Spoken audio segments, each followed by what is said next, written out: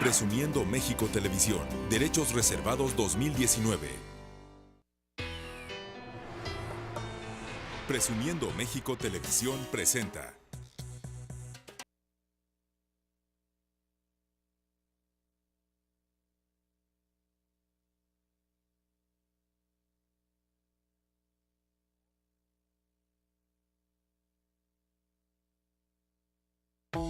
Es hora de hablar al chile. Los temas picosos aquí durante los próximos 60 minutos. Acompáñanos.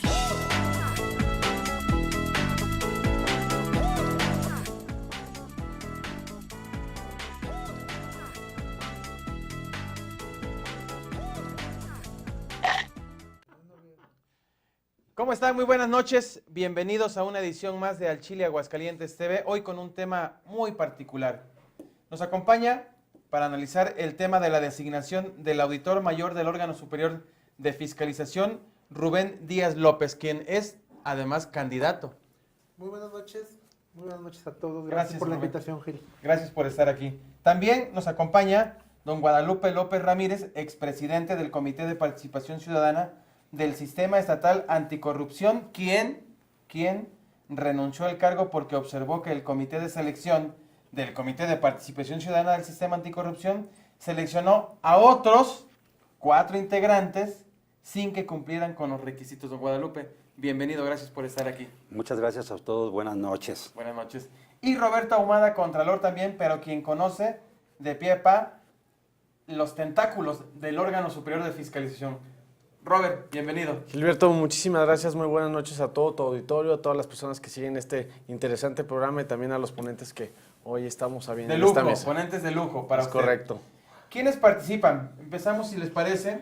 Hay una convocatoria, se abre una convocatoria para renovar al auditor mayor, que es el titular del órgano superior de fiscalización, que es nada más y nada menos quien revisa, quien audita el manejo presupuestal de los gobiernos, tanto del Estado, municipios, organismos descentralizados y otros más. Bien. ¿Qué opinión les merece, si quisiéramos abordar, empezar con el tema, la detención de Arturo Solano, quien es o fue titular del órgano superior durante el sexenio de Carlos Lozano de la Torre? Nos vamos entonces por edades, don Guadalupe, para empezar con Roberto, es el más joven. Claro que sí, muchísimas gracias. Detención de Arturo Solano por este tema, peculado y ejercicio indebido de la función pública. Es decir, hizo mal uso del dinero, pues de la millonaria cantidad que tiene el órgano superior de fiscalización. Así es, Gilberto. Bueno, un tema sin duda alguna muy sensible, muy delicado. Tenemos una sociedad completamente lacerada. El sistema político está totalmente radicalizado y bueno, con este tipo de ejemplos podemos ver lo vulnerable que es el sistema, pero también vemos la importancia y la eficacia de poder ejecutar las leyes, de poder establecer el Estado de Derecho tal y como se menciona en todos los documentos por los que nos regimos. El caso de Arturo Solano es un caso profundamente polémico, en donde existen desvíos por más de 14 millones de pesos de afectación, en donde se integran 22 casos. También hacerte mención que nosotros como órgano interno de control del órgano superior de fiscalización también tendremos que aplicar las sanciones administrativas correspondientes. Pero en el caso de Arturo... ¿El tema penal? Así es. ¿Hay un tema administrativo con ustedes en el Exactamente, así es. Entonces estamos próximos a poder determinar eso, ya está substanciado y bueno, seguiremos con el procedimiento correspondiente. Pero en el caso de Arturo pudimos ver cómo cubrió un determinado tiempo muy importante. Y cuando cambia el Congreso, los legisladores se dan cuenta de que nadie había fiscalizado al que fiscaliza. Claro. Nadie había checado al que checa. Y ahí nos podemos dar cuenta de cómo de una manera inmediata, después de una auditoría, de una rigurosa auditoría que se llevó a cabo en el órgano superior de fiscalización, decide renunciar. Y ahí es cuando queda vacante la plaza que actualmente está ocupando el contador público Sergio Escalante durante 1 año y 7 meses. Ahora está abierta esta convocatoria, pero el tema de Arturo Lozano creo que es un referente extraordinario de que eso no se debe de permitir, que el servicio público debe de ser ínclito, incólume, impoluto y que debe de tener todo servidor público la decencia, la responsabilidad de entregar cuentas claras. ¿Algún comentario, Rubén? No, bueno, yo en este tema, en relación a la persona, para mí es importante el principio de presunción de inocencia y yo entiendo que hay un proceso, hay dos procesos, uno penal, uno administrativo, y yo en esa parte lo dejaría, ¿no? Que resuelvan las autoridades conforme a ley, mientras tanto no me podría pronunciar porque aparte no conozco las conductas. Lo que sí, y retomaría la parte de Robert, es sobre la importancia de la fiscalización o de la vigilancia del propio órgano de control. Digo, vamos a llegar al absurdo de quién vigila al que nos vigile, luego quién vigila al que nos vigila del que nos vigila. Pero bueno, ahí hay obviamente un vacío ahorita, aunque técnicamente es la Contraloría del Congreso del Estado. Nos genera un problema porque obviamente establece una dependencia del órgano de fiscalización hacia el propio Congreso, hacia una sola persona, y es algo que no se ha querido soltar ni a nivel nacional ni a nivel local. El órgano de fiscalización, que debería de ser autónomo, sigue dependiendo de una forma relativamente directa del Congreso del Estado y de la Cámara de Diputados Federal, y no lo sueltan. Tal vez por eso, si vemos a nivel federal una andanada del titular del Ejecutivo contra los órganos autónomos, del que no se ha pronunciado es de la Auditoría Superior, tal vez porque sigue controlada por la Cámara, y eso es lo que tendríamos que ver primero, cómo lograr esta autonomía total con otros mecanismos de control, pero que no exista esta dependencia hacia el Congreso del Estado. Don Guadalupe, ¿qué tan transparente es un proceso como el que estamos viviendo para designar al próximo o reelegir al auditor mayor? Al final del día, ¿no habrá mano negra ahí en el Congreso del Estado? Porque finalmente son los diputados los que van a decidir quién es.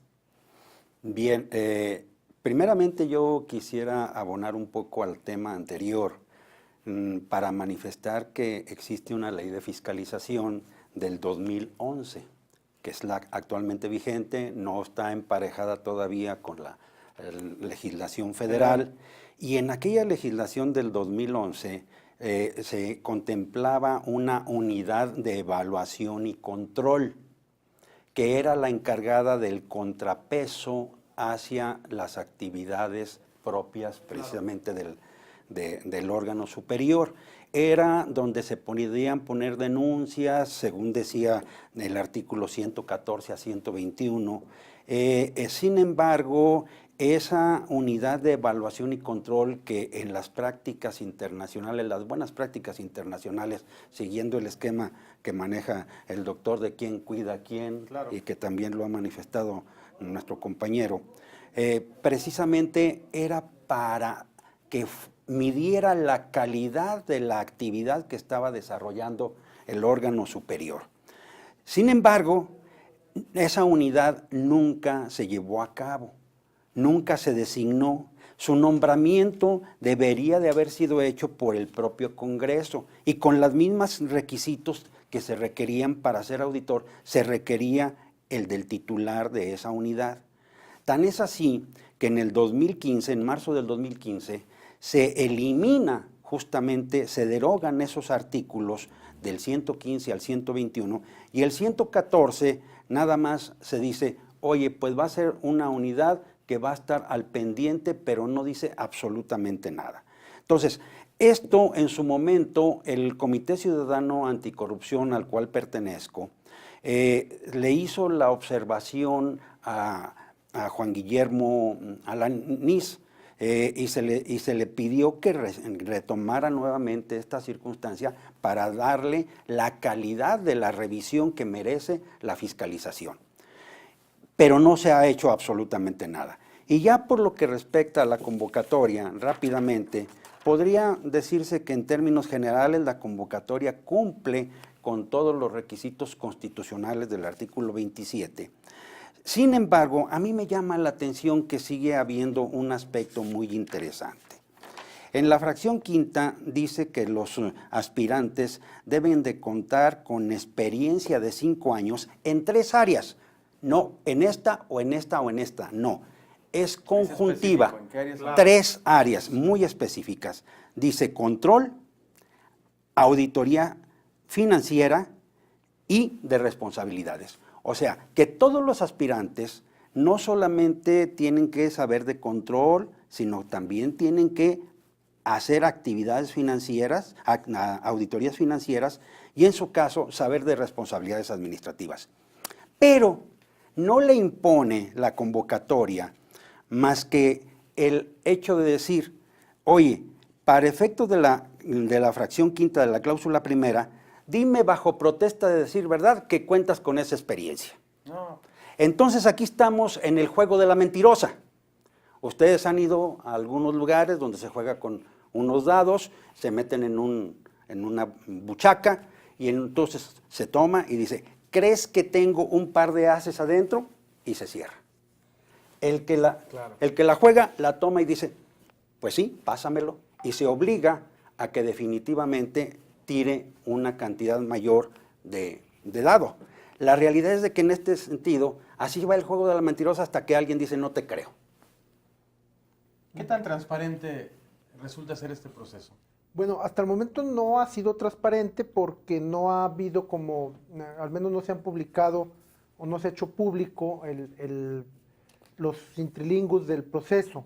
Yo esperaría que una vez que termine el proceso se haga público, porque el momento es discutible cuándo tendrían que hacer público, primero, quiénes se inscribieron y sus currículos, obviamente, quiénes fueron descartados y por qué, quiénes fueron aceptados y por qué. Y bueno, habrá una entrevista, hay una entrevista que se realizó hoy durante la mañana. Es correcto que también tendría que ser pública, y una vez con toda esta parte, el Congreso tendría que emitir, la Comisión de Vigilancia, un dictamen fundando y motivando. Pero bueno, yo creo que lo medular para la falta de transparencia es este requisito tan simple, ¿no? ¿Cómo acredito? Bajo protesta decir verdad. Entonces, pues, es como bastante subjetivo, ¿no? Claro, yo ahí quisiera agregar, decía uno de aquellos filósofos romanos, decía que entre más leyes tenemos, más corruptos somos. Decía, bien lo expresaba Séneca. Y bien, aquí hay algo muy importante y yo coincido perfectamente con lo que dice nuestro compañero. Tiene que existir un perfil que esté perfectamente preparado, que tenga tablas y que permita una transición en las cuestiones políticas. Porque de nada sirve que llegue un tecnócrata con toda la experiencia del mundo y no pueda establecer esos vínculos necesarios que se tienen que hacer con los distintos actores políticos. Y mucho menos de nada sirve que llegue un político que desconoce toda la parte técnica. Me explico, tiene que haber una combinación muy interesante entre ese perfil y también no dejar de lado la gran importancia de este momento. Es decir, a partir de que aplica el Sistema Nacional Anticorrupción, el Sistema Nacional de Fiscalización y los temas de transparencia, el peso que tiene el órgano superior de fiscalización es de fundamental y de vital importancia. Es decir, ellos van a revisar, pero ahora con este nuevo contexto legal, ellos podrán determinar las sanciones con una autoridad sustanciadora y con otra sancionadora. Entonces, ¿esto qué nos dice, Gilberto? Que ellos van a tener, o la persona que esté a cargo ahí, va a tener esa facultad y ese poder, por expresarlo así, de poder aplicar sin que existan esos intermediarios o esas concertaciones políticas que luego entorpecen la aplicación de la ley. Entonces es muy importante que pueda haber este perfil. Yo pude checar las personas que se lograron inscribir, estuve atento a las publicaciones en los distintos medios por la mañana, las entrevistas que se hacen. Ojalá que quien quede sea una persona que tenga esa voluntad y disposición política, pero que tenga el mayor de los conocimientos en las áreas que ya se mencionaron en este momento. Y que quede por su currícula, no Claro. por la mano negra de alguien. Don Guadalupe, permítanme, me están mandando a hacer un corte promocional. Prometo regresar con usted después de la pausa. Antes, atención Aguascalientes, atención Universidad Cuauhtémoc tiene para ti disposición una serie de servicios para apoyar a tu familia. Por ejemplo, está la clínica de odontología, la clínica de kinesiología, otorga también atención psicológica, nutricional y hasta jurídica a muy bajo costo para apoyar a quien más lo necesita. Todos sus alumnos, de la mano de sus profesores, estarán felices de atenderte. Si quieres más información, no dudes en comunicarte al 973-1122. Excelentes profesionistas, mejores seres humanos en esta prestigiada casa de estudios. Pausa y ya volvemos.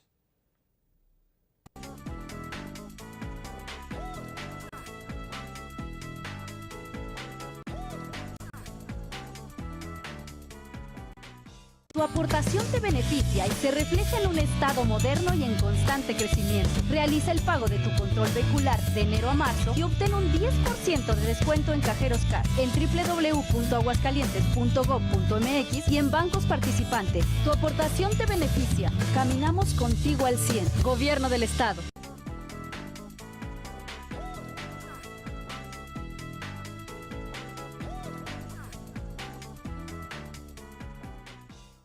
Estamos de regreso, gracias por continuar con nosotros. Le damos la palabra a don Guadalupe. Antes nada más, don Guadalupe, si me permite mencionar los nombres de quienes están aspirando al cargo de auditor mayor en el órgano superior. Javier Olivares Castillo, Jorge Luna Alvarado, Héctor León Acero Lozano, Miguel Ángel Reyes Barrera, Hugo Castañeda, Víctor Gerardo González Gutiérrez, el actual auditor mayor Sergio Escalante Jiménez, Rosa María Gutiérrez Hernández, Arturo Munguía, Rubén Díaz López y Eric Monroy. Una sola dama aspirante. Ahora sí, don Guadalupe. Yo nada más continuando con la cuestión de la designación. Debe de tomarse en consideración también ya la ley del sistema estatal anticorrupción, puesto que precisamente el nuevo titular va a formar parte del sistema, del comité coordinador de ese sistema. Y precisamente la ley del anticorrupción, en su artículo 5, dentro de los principios habla el mérito, es decir, que tiene que accederse a esa función en competencia por mérito. En lo que platica precisamente Rubén, ahí habría necesidad para una buena convocatoria y una buena transparencia, el que se hicieran matrices de evaluación, o que en su caso las rúbricas de evaluación de competencia. Eso es necesarísimo. ¿Por qué? Porque la ley de transparencia también impone al Congreso, en el artículo 55, el que tenga que manifestarse sobre las convocatorias y los resultados de los mismos, así como dar, de acuerdo con el artículo 57, cuáles fueron las votaciones en comisión y las versiones públicas de información entregada en procesos de designación. Entonces, para cumplir con eso y cumplir con la transparencia, debiera precisamente de hacerse una matriz de evaluación y rúbricas de evaluación de competencias. Si no, estaremos nuevamente en el concepto de ¿me crees o no me crees? El juego de la mentirosa. Esta mañana hubo entrevistas y me parece que con eso no es suficiente. Entonces, sí, para que nos puedan decir, se entrevistó, cumplió con los requisitos, ¿será suficiente? Pues obviamente no. Yo creo que es fundamental, para mí es fundamental la parte que decía el maestro López en relación a la matriz de, digamos, evaluación. Es muy importante que cuando la comisión ponga al Congreso en general la terna, claramente diga el por qué, y que diga no solamente el por qué sí, sino también el por qué estos no, o que al menos se desprenda. Si hicimos una evaluación por todas estas circunstancias, tendrá que decir, digo, yo para mí el tema de la entrevista incluso lo dejaría un poquito de lado. Para mí es más importante, hubiera sido más importante una experiencia curricular con un análisis de fondo en lo personal, para cumplir con esta idea del mérito, de las competencias, etcétera. Roberto, ¿qué hace falta en el órgano superior de fiscalización para que nosotros, los ciudadanos, tengamos confianza en lo que hacen? ¿Qué harías si tú fueras el contralor, el auditor mayor? ¿Qué cambios harías como para que esta instancia, que es muy importante porque es justamente la que revisa, a la que las dependencias de gobierno le abren entre comillas una parte del gasto que hacen, porque no auditan el 100% del presupuesto, ¿es correcto? Así es, así ¿Qué es. cambios harías tú? Fíjate que es un planteamiento sumamente interesante, Gilberto. Decía Ortega y Gasset que para poder cambiar una realidad, primero debemos de entender el contexto en el que nos encontramos. ¿Qué es lo que ha pasado siempre con quien fiscaliza? Llegan, auditan, observan, solventan o dan las observaciones y ahí queda. Hay una parte meramente correctiva que es muy inestable, que no tiene fortaleza, que no tiene un mayor peso de trascendencia, pero no hay una parte correctiva, Gilberto. ¿Sí me explico? No hay una parte preventiva, no hay una parte de acompañamiento donde lleguen al ente y antes de que desenvainen los oficios por los cuales les van a checar todas las cuentas, no hay algo previo en lo que le puedan ayudar al servidor público. ¿Y por qué manifiesto esto? Entendemos que estamos en un sistema democrático, en un país en vías de desarrollo, estamos en un país donde el tema de la democracia apenas tiene su reminiscencia y entonces nos vemos con cambios muy fuertes, donde sale la gente que sabía, donde llega la nueva gente a ocupar los puestos que es por parte de cuotas políticas y esa gente aún no tiene la capacidad. Llegan, lo supervisan, lo sancionan, pero eso no significa que haya aprendido el servidor público. ¿Me explico? Te voy a poner un ejemplo en un contexto muy similar, el tema de la transparencia. Durante más de 70 años la sociedad clamaba, había una voz que clamaba que pudiéramos tener acceso a la información. Ahora ya la tenemos. Y si tú checas la calidad de las solicitudes de información y las consultas de información, vas a darte cuenta que existe algo muy lejano a lo ideal. ¿Para qué nos sirven las utopías? Para avanzar. ¿Sí me explico? Lejos de que nos encontremos dentro del ideal, debemos de perseguirlo como bien lo mencionaban los dos compañeros. Yo haría específicamente, contestando a tu planteamiento, tomar una cuestión de capacitación y tomar una cuestión de prevención antes de una cuestión correctiva. Ya tiene las armas, ya tiene los elementos, ya tiene el respaldo legal para poder sancionar. Ajá, ya no se va a los órganos internos de control. Pero falta la otra parte. ¿Sí me explico? Te voy a sancionar, pero primero te enseño a hacer estas cosas. ¿Me explico? Tenemos leyes que cambian cada 5 minutos. Nuestra Constitución va cambiando, y va cambiando, va cambiando, va cambiando. Y salvo la mejor opinión de nuestros otros dos ponentes, son muy pocas las personas que la conocen. Y el ser humano tiende a ser bueno, Gilberto. El ser humano tiende a ser mejor. No hay, difícilmente un servidor público está en la negación de querer hacer mejor su trabajo.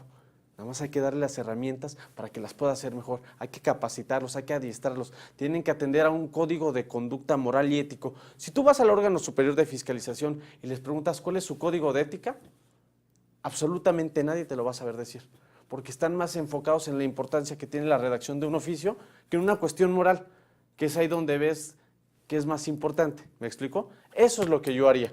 Don Guadalupe, deben de llegar pillos como Arturo Solano, que se dedicó durante mucho tiempo a contratar, lo digo entre comillas, personal que nunca supo, que trabajaba en el órgano superior de fiscalización, se atrevieron a falsificar firmas, se atrevieron a hacer unas falsificaciones de documentos, que eso yo creo que ninguna ley sería suficiente para castigar este tipo de atropellos, de abusos por parte de estas personas. Déjeme le comento, ya existe inclusive ahora por disposición legal, pero no por decreto se va a dar eso, la cuestión de la cultura de la integridad que viene contemplada en el artículo 2 de la Ley del Sistema Anticorrupción. La integridad es una vertiente tan importante que precisamente cuando estuve en el Comité de Participación Ciudadana, al momento de la toma de protesta, firmamos una carta compromiso de integridad, mis compañeros y yo, diciendo que cumplíamos con todos los requisitos, cosa que después se vio que ellos no lo cumplían. Entonces, ¿cómo es posible que lleguen personas que íntegramente ellas mismas saben que no cumplen y sin embargo están? Y es el caso de Solano. Solano, yo participé en esa convocatoria y entonces llegamos Juan Antonio Gutiérrez, Arturo Solano y su servidor en la terna. Y hubo la circunstancia particular que en corto Arturo Solano me dijo, yo no sé auditar. Las auditorías en su momento se las mando a un despacho para que él las haga. Entonces, ¿cómo quieres ser tú auditor si en un momento determinado nunca has sido auditor? Un despacho que luego salió también por ahí a la luz pública, las particularidades. Pero la culpa no la tiene el indio. Sí, yo tomaría estas dos cuestiones porque yo difiero con Roberto. Yo creo que el órgano de fiscalización está para sancionar. O sea, yo sé que la sanción no es la panacea, pero... No para andar dando cursitos pero no para control interno. Para eso, para acompañar, tenemos a los contralorías. Y yo creo que sí es importante la integridad, sí es importante la moralidad, pero yo en este momento de la situación del país me voy más por legalidad. O sea, sí que coincido en que se necesita la integridad, pero yo preferiría que llegáramos a una legalidad real, ¿no?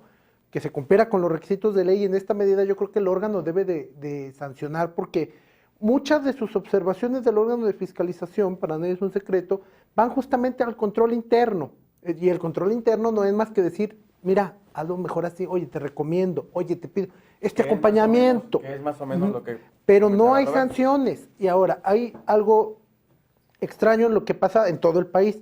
Traigo las cifras del Censo Nacional de Gobierno, Seguridad Pública y Sistema Penitenciario del INEGI, exclusivamente en responsabilidad de servidores públicos. Las responsabilidades administrativas, la mitad de las responsabilidades administrativas en el país inician no por un desvío de recursos, sino por no haber presentado el funcionario su declaración patrimonial. Segundo, una vez que se inician las sanciones, en más de la mitad de los casos es amonestación pública o privada. Es decir, Que eso y nada es lo mismo. no estamos sancionando, y no, insisto, no quiero decir que la sanción sea la panacea, porque no lo es.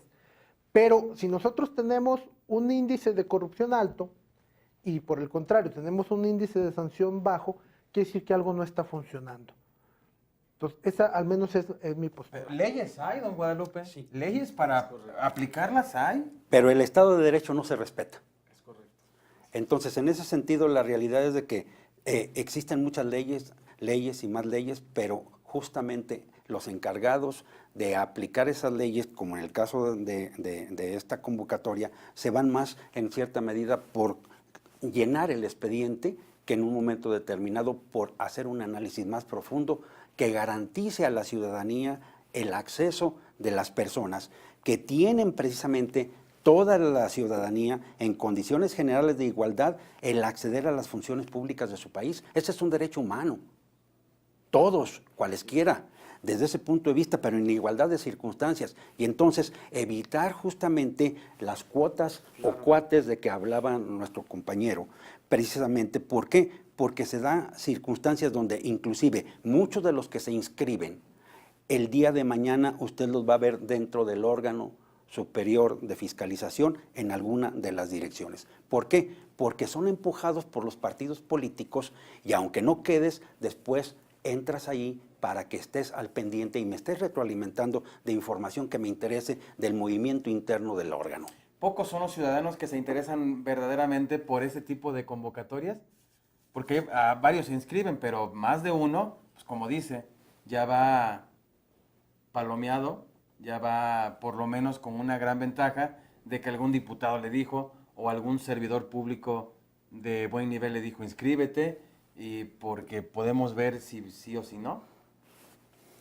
Sí, en ese caso la realidad es de que pudiera mencionarse que hay un llamado a los concursos por parte de los partidos políticos porque, bueno, al partido político también le interesa en grado, como el órgano superior tiene incidencia sobre toda la administración pública, pues el que haya también persona que puede estar suministrando alguna información.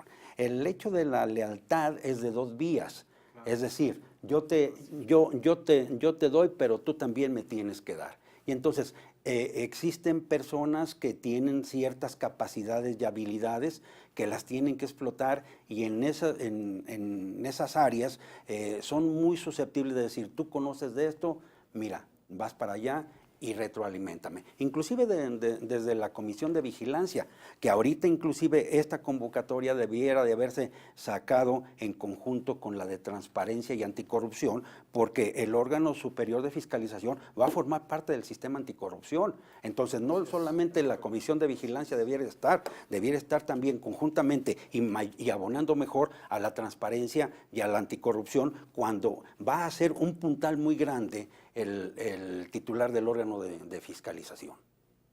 Bien, nosotros en Al Chile Aguascalientes publicamos el 13 de marzo del 2017 a propósito de la designación de Sergio Escalante como auditor, que este señor Sergio Escalante, en su momento, ahorita actual auditor mayor, ocultó don Guadalupe, el contenido de los informes de resultados de la cuenta pública consignados en el artículo 27 de la Constitución Política del Estado de Aguascalientes, durante su estancia como director de auditoría en el polémico proceso o en la polémica gestión de Arturo Solano. O sea, yo no entiendo cómo de pronto puede entonces dársele otra oportunidad a una persona que ya estuvo ahí y ocultó información muy importante. En su toma de protesta, el auditor entonces, Sergio Escalante, expresó que la ciudadanía estaba cansada de tanta corrupción. Dijo, no, la población está cansada de corrupción. Sin embargo, él mismo mencionó que cuando estuvo en el órgano superior de fiscalización con Arturo Solano, nunca vio nada irregular. Y resulta que hoy Arturo Solano está en la cárcel. ¿Será que no se dan cuenta? ¿Será que hay algo más como para no quererse dar cuenta? Bueno, según entiendo, en cierta medida, es aspecto de fechas. Cuando él sale del órgano, debo pensar que fue por ahí, por el año del 2015. Entonces, a lo mejor Solano, desconozco exactamente en qué fecha hizo todas sus Pillerías. Todas sus maniobras. Yo no las calificaría de pillerías porque también el debido proceso tiene que decirlo en su momento. Claro. Todas sus maniobras o sus actuaciones. Desde ese punto de vista, a lo mejor quizá este muchacho, el auditor actual, haya salido antes de ese tiempo y a lo mejor efectivamente no tuvo vela en el entierro. Pues tan es así que el Congreso en febrero del 2017 le dice precisamente, bueno, pues tú que ya le conoces, vete para allá. Entonces, debo pensar que la Comisión de Vigilancia, que estaba presidida en aquel entonces por Jaime González de León, encontró en él alguna circunstancia particular que le daba una segunda oportunidad. Yo participé también en esa convocatoria y también Héctor León Acero, que ya había sido contador mayor de Hacienda, y definitivamente había adicionalmente otros perfiles también muy importantes dentro de esa convocatoria y sin embargo se escogió a Sergio y debe haber habido algo que a la Comisión de Vigilancia, donde estaba Citlali, me recuerdo, estaba Jaime y otros diputados, precisamente le dieron la oportunidad a Sergio. ¿Oportunidad que irá a tener otra vez? Esta vez me lo contesta después de la pausa. Regresamos, es breve.